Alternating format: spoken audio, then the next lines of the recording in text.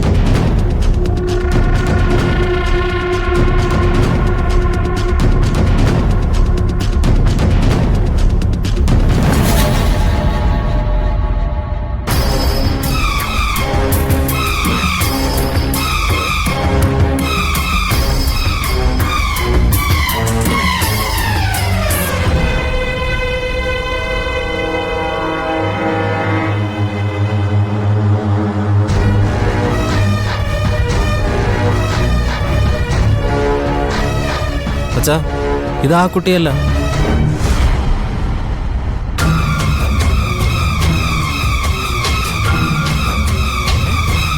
നോക്കി. ഒന്നും തോന്നരുത്, ഞങ്ങള് കാണാൻ വന്നത് ഈ കുട്ടിയനെ അല്ല. ദാ ഈ കുട്ടിയനെയാ.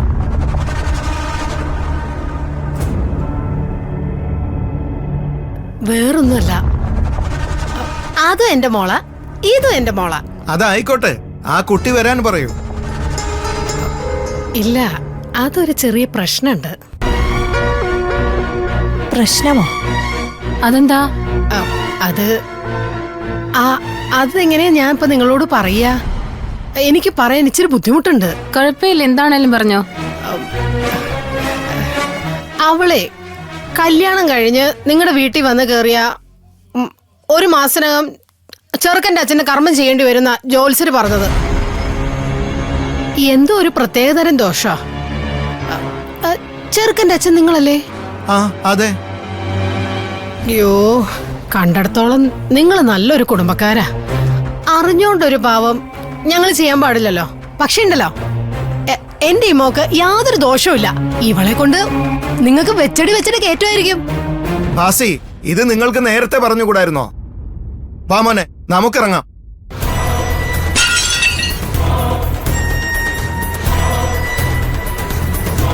കുഞ്ഞുമോളെ, നീ ഉള്ള കാര്യം എന്നോട് നേരത്തെ പറയണമായിരുന്നു. എന്നെ കൂടെ നാണം കരുതിയില്ലേ? ചാന്തപ്പ തന്നെ ഞാൻ എടുത്തോളാം.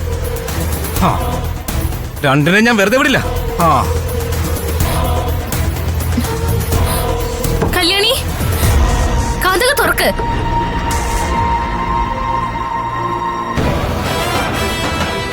എടി കുഞ്ഞോളെ, ശരിക്കും നിന്റെ പ്ലാൻ എന്തായിരുന്നു? കല്യാണി,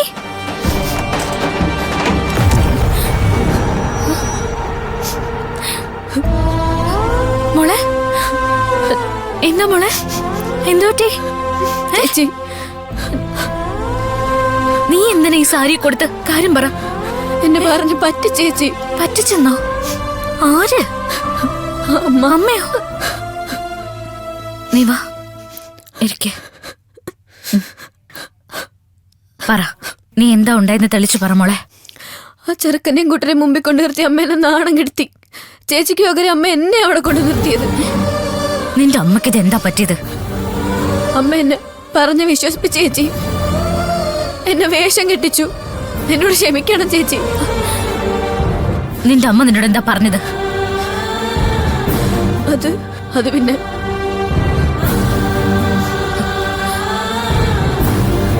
നീ കാര്യം എന്താന്ന് വെച്ചാ പറ. ചേച്ചിയോടല്ലേ? മോളെ കല്ലു, ആ ചേച്ചി ഇപ്പൊ റെഡിയാവും അമ്മേ. ചേച്ചിയല്ല, നീയാ ഇപ്പൊ റെഡിയാവേണ്ടത്. ഞാനോ? എടി കൊച്ചേ, ചമ്പക്കളവും പുല്ലങ്ങാടിയും കണ്ടങ്കാരിയും പകുതി ഇവരുടെ കയ്യിലാ. ആണോ? ചേച്ചിക്ക് അവരെ ഇഷ്ടപ്പെട്ടാ മതിയായിരുന്നു. അവൾക്ക് ഇഷ്ടപ്പെട്ടിട്ട് എന്താ കാര്യം? ചെക്കനും വീട്ടുകാർക്ക് ഇഷ്ടപ്പെട്ടത് നിന്നെയാ. എന്നെയോ? ആ, എന്തൊക്കെയാ അമ്മേ പറയുന്നത്? നീ ഒന്ന് അടങ്ങ്, ഞാൻ പറയുന്നത് ശ്രദ്ധിച്ച് കേക്ക്. ഈ ആലോചന വിട്ടുകളയില്ലേ മോളെ. മോളിങ് വന്നേ. എന്താ അമ്മേ, കാര്യം പറ. മോളിങ് വാ, അമ്മ പറഞ്ഞു തരാം. പറയാ, നീ ഇങ്ങോട്ട് വാ. അമ്മ കാര്യം പറ. എന്താ ഈ കാണിക്കുന്നേ? അമ്മ ഒന്ന് വിട്ടേ. മിണ്ടാതിരിക്ക്. അമ്മ എന്തായി കാണിക്കുന്നേ? ഞാൻ പറയാം ശ്ശെ. മോളെ, ഞാൻ പറയുന്നൊന്ന് കേക്ക്. ചെറുക്കന് നിന്നെ ഇഷ്ടപ്പെട്ടത്. മോളെ, നിന്നെ കെട്ടിച്ചു കൊടുത്താലേ ചേച്ചിയുടെ കല്യാണം അവര് നടത്താന്ന് പറഞ്ഞിട്ടുണ്ട്. അത് ഇഷ്ടം പോലെ പൊന്നു പണം ഇട്ടിട്ട്. മോളെ, പാവം ചാരുവിന് നല്ലൊരു ജീവിതം കിട്ടിക്കോട്ടെ. നീ ഒന്ന് ആലോചിച്ചോക്കെ, എത്ര ആലോചനത്തിന് മുമ്പ് വന്നതാ. അറിയാലോ, എടുത്താ പൊങ്ങാത്ത കാശും പൊന്നും ഒക്കെ സ്ത്രീധനായിട്ട് വരുന്നവരൊക്കെ ചോദിക്കുന്നത്. നമുക്കതിനുള്ള പാങ്ങുണ്ടോ മോളെ? ദേ, ഈ ബന്ധം ഉറപ്പിച്ചാ പിന്നെ നിങ്ങളുടെ രണ്ടുപേരും രക്ഷപ്പെട്ടില്ലേ? നിന്റെ ചേച്ചിയുടെ കാര്യം ഒന്ന് ആലോചിച്ച് നോക്കേ. അമ്മ, എനിക്കിപ്പോ കല്യാണമൊന്നും ശരിയാവില്ല അമ്മേ. എനിക്ക് പഠിക്കണം. അതിന് പഠിക്കണ്ടെന്ന് ആര് പറഞ്ഞു? കാനഡയിലോ ജർമ്മനിയിലോ എവിടെ വേണേലും വിട്ടു പഠിപ്പിക്കാന്ന് അവര് നമ്മളോട് പറഞ്ഞിട്ടുണ്ട്. എടിപിടിയുന്ന കല്യാണം എന്നൊക്കെ പറഞ്ഞാൽ നടക്കില്ല അമ്മേ. ഞാൻ ചേച്ചി അടുത്തൊന്ന് സംസാരിക്കട്ടെ. എന്താ? നീ ഒന്ന് പതുക്കെ പറ മോളെ. ദേ, ചെറുക്കൻ അവളെ ഇഷ്ടപ്പെട്ടില്ലെന്ന് പറഞ്ഞില്ലേ? അതും പറഞ്ഞ് നീ ആ പാവത്തിനെ വീണ്ടും വിഷമിപ്പിക്കണോ? മോളെ, ചാരുന്റെ ഭാവി ഓർത്താ മാത്രം മതി.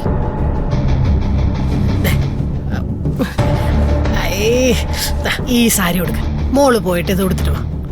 ഓക്കെ, ചേച്ചി ആലോചിച്ച്. അമ്മ, എനിക്ക് പറ്റില്ല അമ്മ ഇതൊന്നും. അങ്ങനെ പറയാതെ മോളെ. ചേച്ചിക്ക് വേണ്ടി അതൊന്ന് ആലോചിക്കാം. മോക്ക് മാത്രം മതി ഒരു ജീവിതം. നിന്റെയും കൂടെ ആഗ്രഹമല്ലേ ചേച്ചിയുടെ ഒരു ജീവിതം? പെട്ടെന്ന് റെഡിയാവാ. അമ്മ വാതിലടക്കേ, പെട്ടെന്ന് റെഡിയാവും. ആ മാലയും കൂടി ഇട്ടോണേ. ചാരുവിന് സന്തോഷാവും. പെട്ടെന്ന് റെഡിയാവും. ഓ,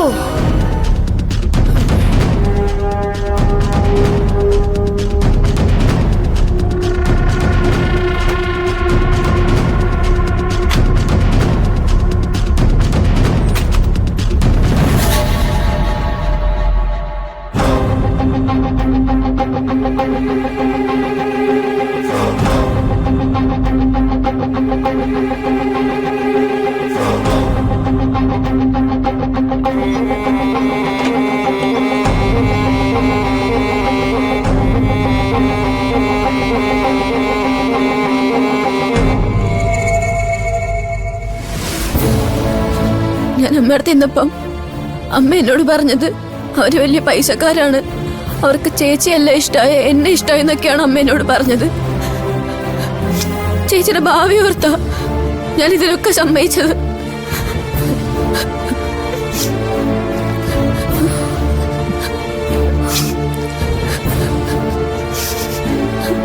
അവരെയും കൂടെ കള്ളം പറഞ്ഞ അമ്മ ചതിക്കുമെന്ന് ഞാൻ വിചാരിച്ചില്ലേ ചേച്ചി.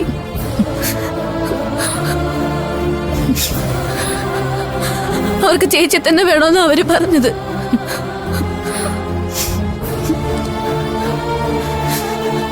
ഇല്ലാന്ന് മനസ്സിലാക്കിയപ്പോ അവരിറങ്ങി പോയി ചേച്ചി.